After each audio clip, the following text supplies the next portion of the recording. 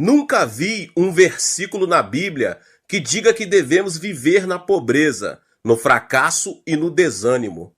Ao contrário, a Bíblia promete-nos prosperidade.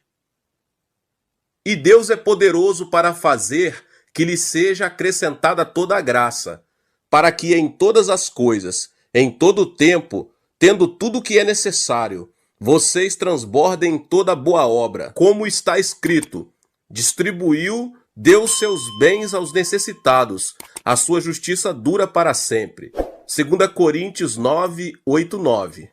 A bênção de Deus não consiste apenas na área espiritual, inclui também a área física. Temos o exemplo de Jó. Ele foi o homem mais rico do Oriente em sua época. Em Jó 1:3, lemos a respeito da sua enorme prosperidade, que tinha 7.000 ovelhas, 3.000 camelos, 500 juntas de boi, 500 jumentos e muitíssimos servos. É certo que ele foi tentado e perdeu tudo o que tinha. Entretanto, depois da provação, recebeu o dobro do que antes possuía. Jó 42:10. Isaac também. Obediente, semeou e colheu 100 por um. Enriqueceu, prosperou e tornou-se grande, até consolidar-se poderoso. Gênesis 26, 12, 13. Jacó, quando foi para a casa de seus parentes, tinha as mãos vazias. Todavia, ao voltar para a terra de seu povo, possuía muitos bens que havia acumulado. Gênesis 31, 17 e 18. José foi vendido como um escravo por seus irmãos. Contudo, Deus o enalteceu. Ele se tornou o primeiro ministro da terra do Egito e foi uma bênção muito grande para as outras nações. Gênesis 41, 41. Paulo trabalhou com esforço próprio, sem pesar a ninguém. 1 Tessalonicenses 2:9. Desde Gênesis até Apocalipse, nunca vi alguém que, crendo e sendo fiel a Deus, tenha vivido e morrido em meio à pobreza. Sabe por quê? Porque Deus, que é Senhor de toda a criação, é o nosso Santo Pai.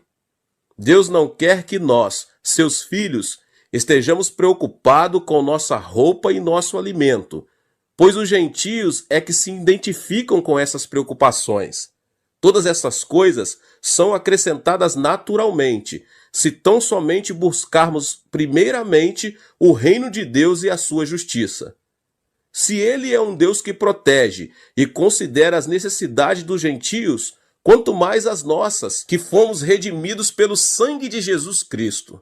Deus, por seu grande nome e glória, vai nos abençoar. O problema está em nossa fé e atitude. A fé e a atitude são a chave que, por meio de uma vida criativa e produtiva, possamos receber toda a bênção que Deus tem para nós. Agora vou ministrar sobre 7 passos que o ajudarão a receber a bênção que você tanto deseja. Eles estão baseados nas diversas etapas da criação do universo. Se você conseguir compreendê-los e pô-los em prática, estou convencido de que sua vida não será mais a mesma. Estes 7 passos farão com que a escuridão se transforme em luz, o caos se converta em ordem, a morte se torne em vida e o desprezível se transforme em algo agradável. Estou certo, meus irmãos, que em lugar da pobreza predominará a prosperidade, em lugar da tristeza, a alegria. Eu agora convido você a me acompanhar na descoberta desse segredo, agora mesmo. O primeiro passo é: espere que a luz do Senhor brilhe sobre você. No princípio, Deus criou os céus e a terra. Era a terra sem forma e vazia. Trevas cobriam a face do abismo, e o Espírito de Deus se movia sobre a face das águas. Disse Deus: haja luz, e houve luz. Gênesis 1, do 1 ao 3. A primeira frase dita por Deus para pôr em ordem no mundo sem forma e vazio foi: haja luz. Isso quer dizer que nós, ao vermos nossa vida desorganizada e vazia, também podemos dizer, tal como Deus fez em sua criação, haja luz. Nós também podemos dizer nas nossas vidas, haja luz. Sobre qualquer área das nossas vidas, nós podemos declarar a palavra de Deus, haja luz, seja na área da saúde, seja na área das finanças, seja na área do ministério, seja na área familiar, seja na área profissional, em todas as áreas das nossas vidas, nós podemos dizer como Deus disse, haja luz. E você, meu irmão, minha irmã, você verdadeiramente quer essa luz? Ela nos permite ver as coisas claramente, ainda que seja à noite.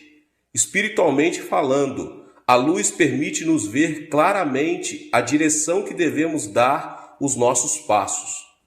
Agora, o que fazer para que a luz ilumine nossos passos? Primeiramente, ore com fervor.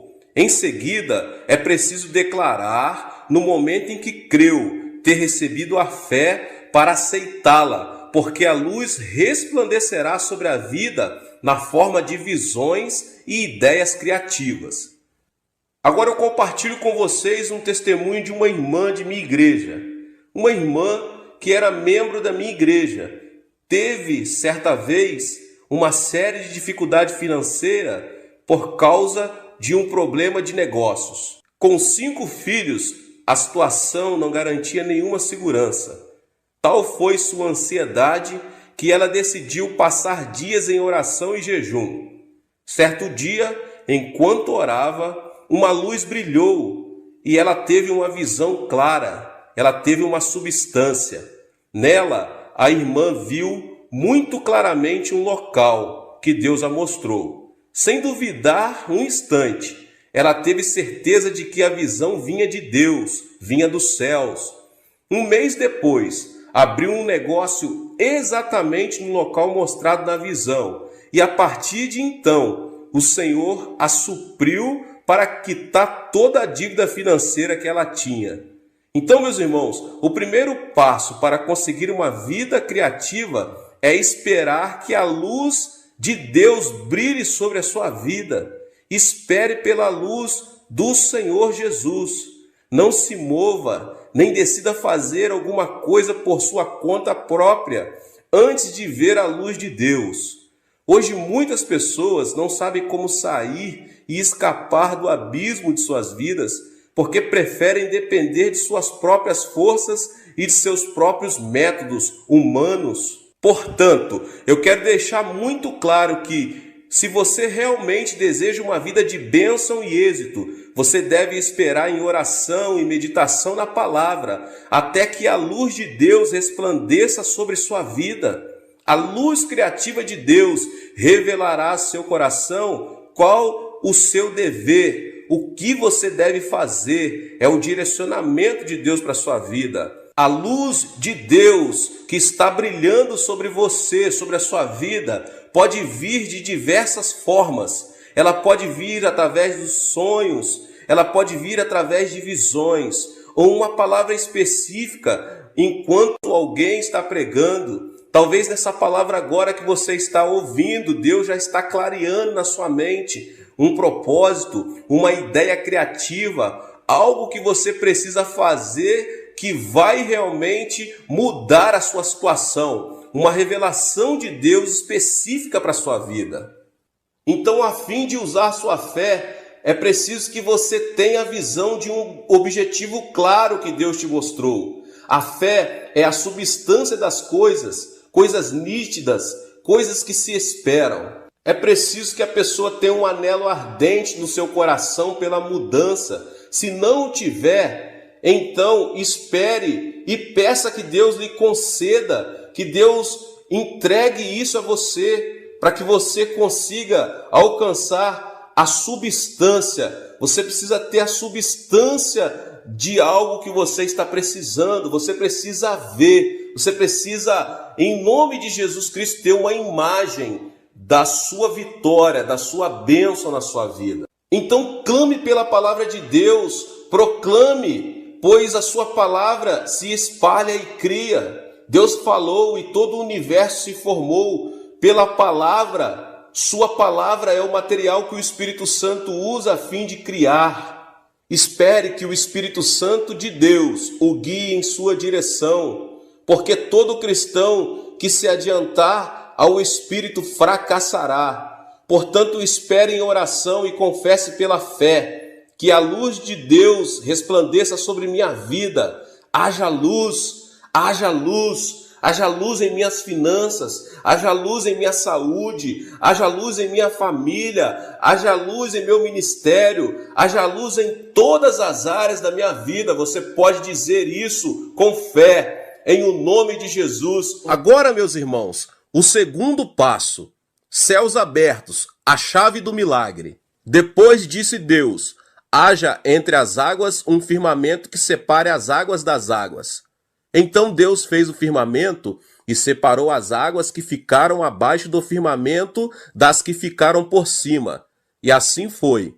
Ao firmamento Deus chamou céu. Passaram-se a tarde e a manhã. Esse foi o segundo dia. Gênesis 1, do 6 ao 8. No segundo dia da criação, Deus disse: haja entre as águas um firmamento que separe as águas das águas. O cosmo, que até esse momento se encontrava cheio de águas, foi dividido em dois, e no meio observou-se os céus. De acordo com o primeiro passo, já recebemos a luz de Deus. No entanto, a verdade é que tudo que nos rodeia está cheio de águas de ansiedade, desesperança e maldição. O segundo passo indica que as águas da desesperança devem ser divididas em até duas, até que possamos ver com nossos próprios olhos os céus, que simbolizam a esperança. O céu envolve a presença divina e sua palavra, pois a palavra dará lugar ao milagre. Consequentemente, da mesma forma que na criação do universo, nós também precisamos ver os céus abertos. A porta do céu tem de se abrir. Não podemos depender de nossos próprios esforços, e sim da bênção divina por meio dos céus abertos, pois por eles ouviremos a voz de Deus. Se podes crer, tudo é possível ao que crer. Você pode notar os céus abertos em sua vida e em seu coração? Você pode ver a expansão da fé em sua vida? Se pode, diga de todo o coração: Senhor, confesso que hoje é o dia do milagre. Você deve crer que o milagre acontecerá no seu trabalho. Tenha a convicção que em sua família também o milagre se apresentará. Espere o milagre em oração. A pessoa que não teve a experiência dos céus abertos em sua vida nunca terá a alegria de desfrutar um milagre celestial. Porque para essa pessoa, a palavra de Deus não é a palavra de poder, viva e eficaz.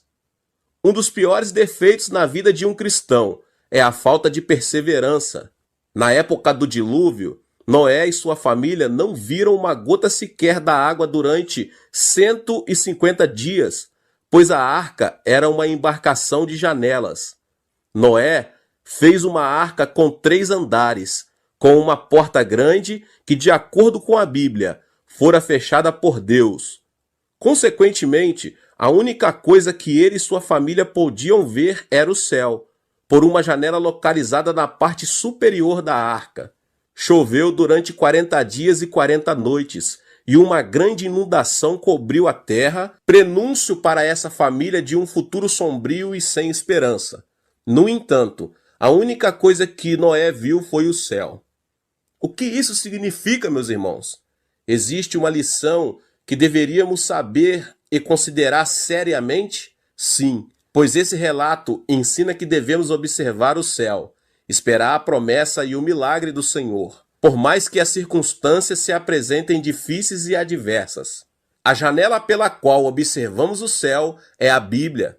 Somente por meio dela poderemos observar os céus abertos. A palavra nos consolidará, fará aumentar nossa fé e nos dará capacidade suficiente para poder observar claramente o milagre celestial. Portanto, meus irmãos, eu aconselho cada um de vocês a irem à igreja, ouvir as mensagens de fé, ler a Bíblia, a palavra de Deus, e manter um alto grau de esperança com relação ao milagre.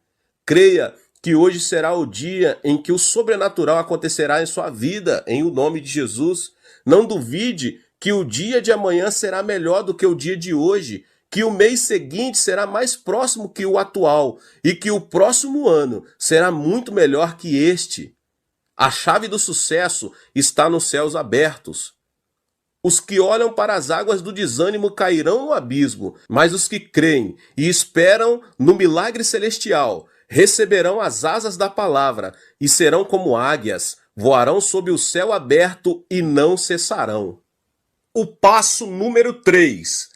Faça planos específicos. E disse Deus: ajuntem-se num só lugar as águas que estão debaixo do céu, e apareça a parte seca.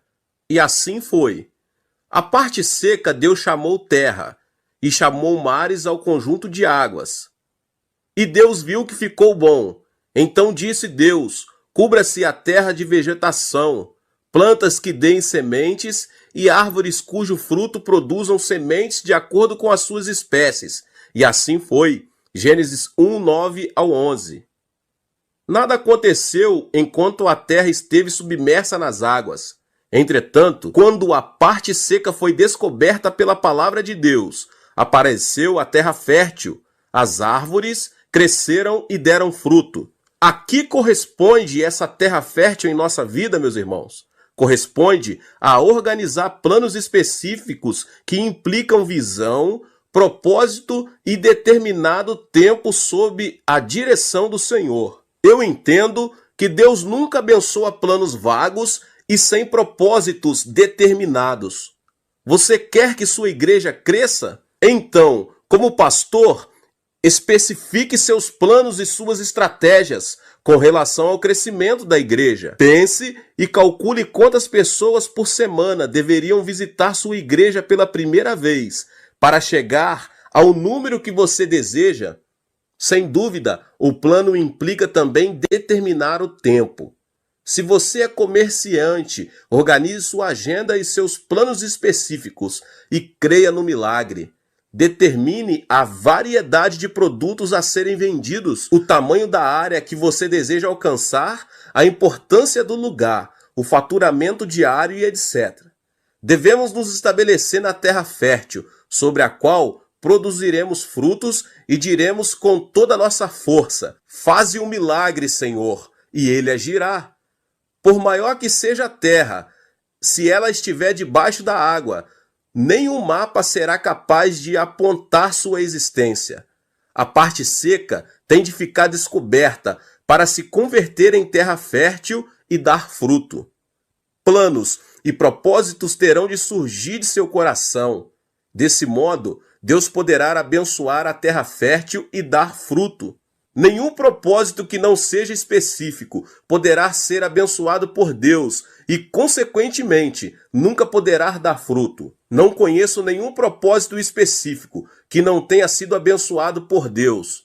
Portanto, meus irmãos, façam planos específicos, organize suas agendas de forma clara e transparente, estabeleça prazos. Deus abençoará sua terra descoberta.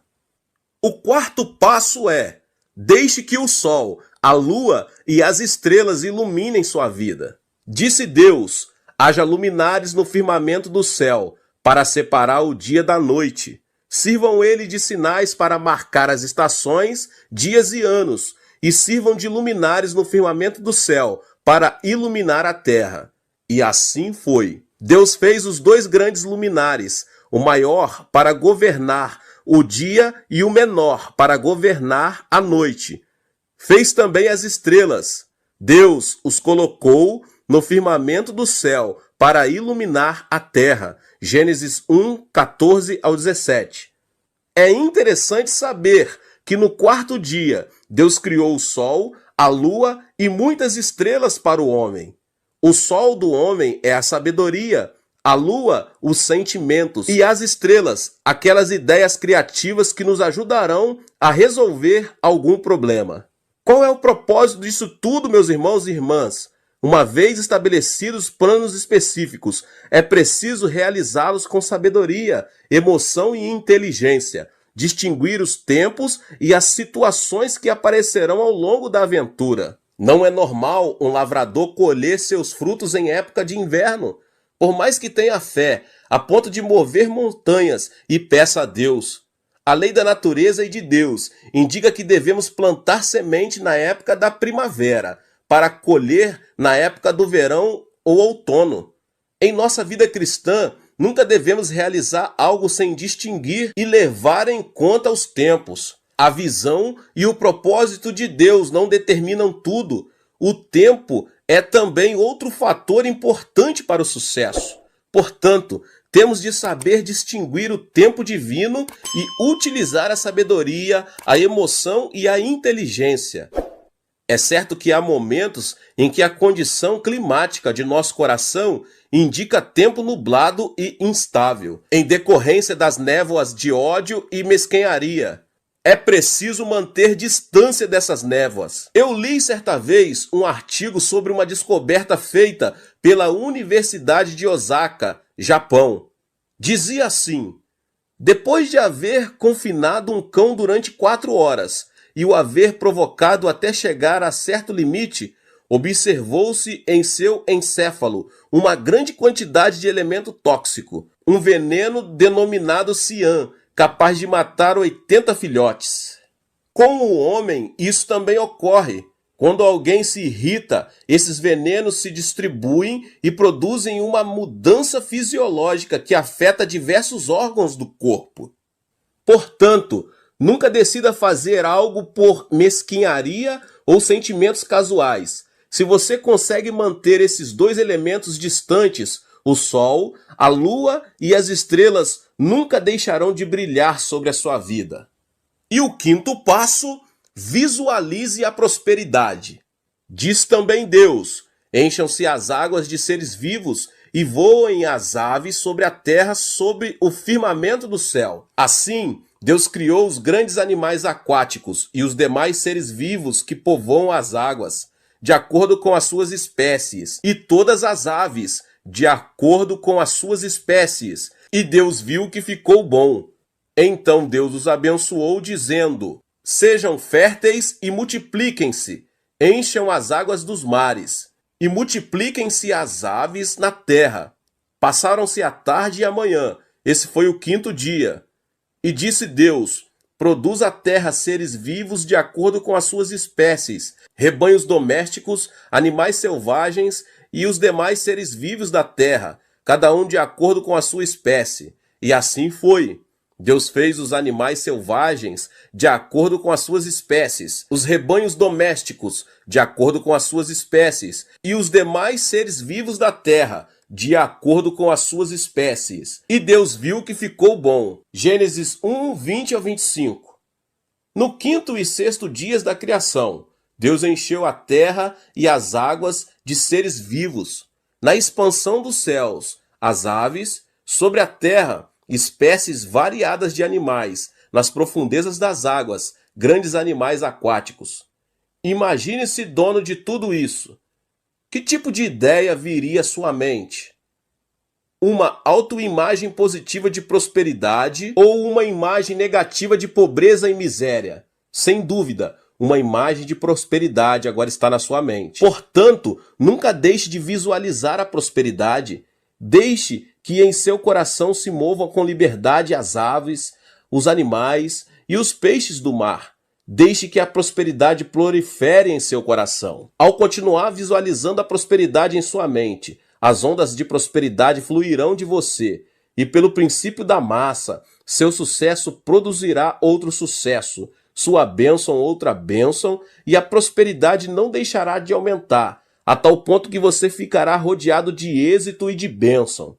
Mas se você continuar visualizando o fracasso e a pobreza e disser: não posso, sou um fracasso, sou pobre, sempre o fui, as ondas de pobreza que fluem de você atrairão outra pobreza e outro fracasso. Se você mantém um pensamento negativo como esse, de acordo com o princípio da massa, nunca poderá sair da miséria, da pobreza e da doença, pois estas o alcançarão. Assim, se você deseja ser bem-sucedido, nunca deixe de crer na prosperidade. Visualize em seu coração a abundância de aves, animais e peixes do mar. Permita-se encher de imagens de prosperidade e sucesso. A parábola dos talentos, em Mateus 25, relata que, Ao servo que recebera 5 talentos e fora trabalhar para ganhar outros 5 talentos, foi dado mais 1 talento. Mas ao servo que havia recebido 1 talento e o havia escondido na terra, foi tirado o que tinha. Jesus concluiu seu comentário dizendo: pois a quem tem, mais será dado, e terá em grande quantidade. Mas a quem não tem, até o que tem lhe será tirado. Eu o abençoo em o nome do Senhor Jesus Cristo, com relação ao trabalho, e que você possa visualizar a sua prosperidade, felicidade e a saúde. E o 6º passo é: pense afirmativamente.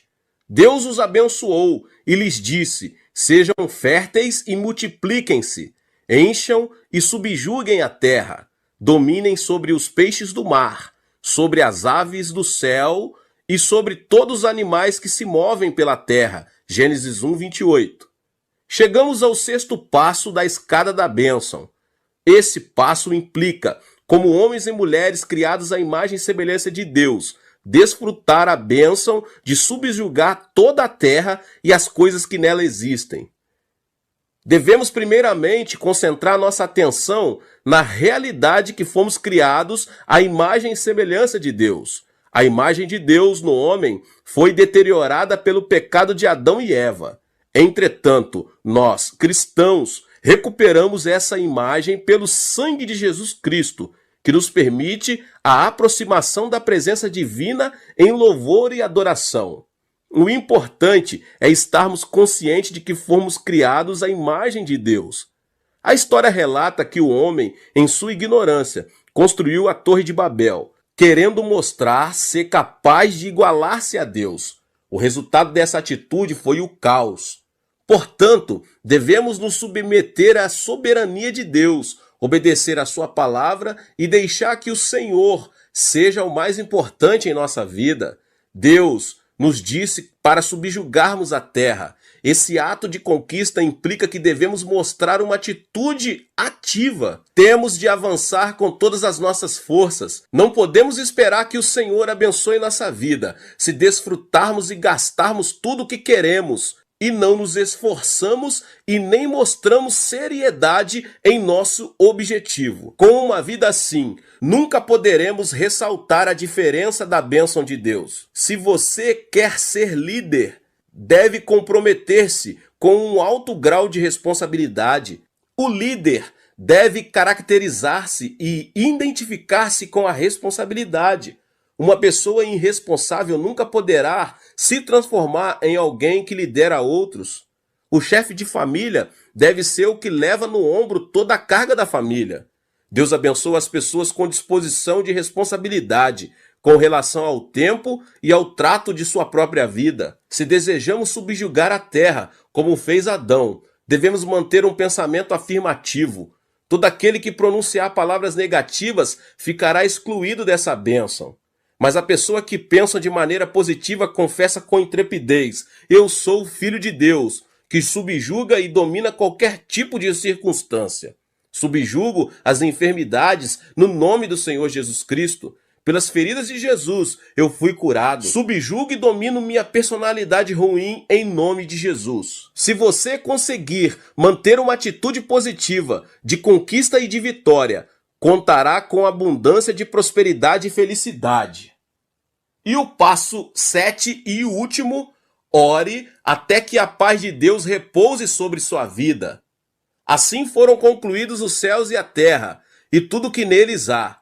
No 7º dia, Deus já havia concluído a obra que realizara, e nesse dia descansou. Gênesis 2, 1 e 2. Depois de haver criado todo o universo e tudo que nele existe, Deus descansou. O descanso é uma etapa fundamental nesse processo. É preciso repouso e paz interior.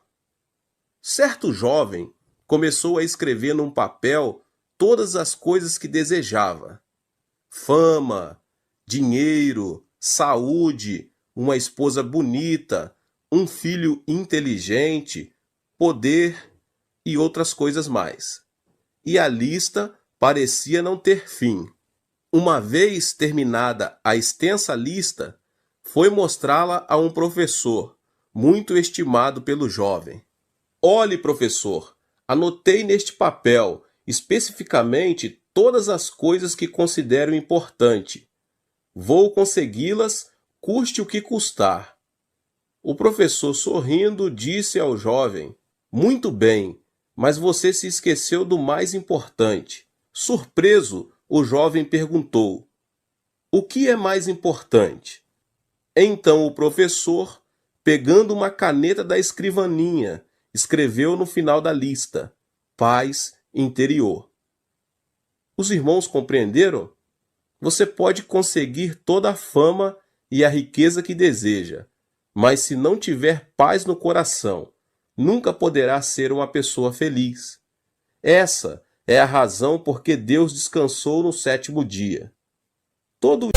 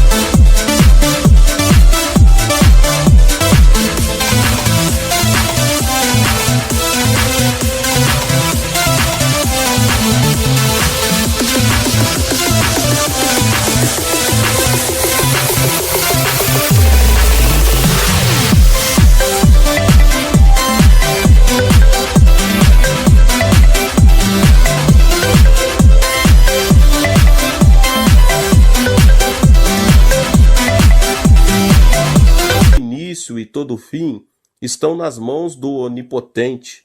Deus foi quem deu início à criação deste mundo físico e repousou ao terminar sua obra.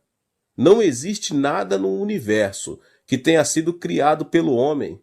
Deus criou o homem depois de haver criado todo o universo. Em consequência, Adão não precisou fazer nenhuma obra. Foi Deus quem criou e, além disso, ele governa este mundo. O homem é quem deve crer no Senhor, adorá-lo e louvá-lo todos os dias. A razão para Adão e Eva serem expulsos do jardim do Éden foi o fato de eles terem desejado criar e dominar seu próprio mundo. A obra criativa é um privilégio de Deus. Consequentemente, para termos sucesso, devemos deixar que Deus faça a obra por nós e não nós por Deus. Você tem dificuldades em sua vida? Peça a obra a Deus e deixe que Ele a faça.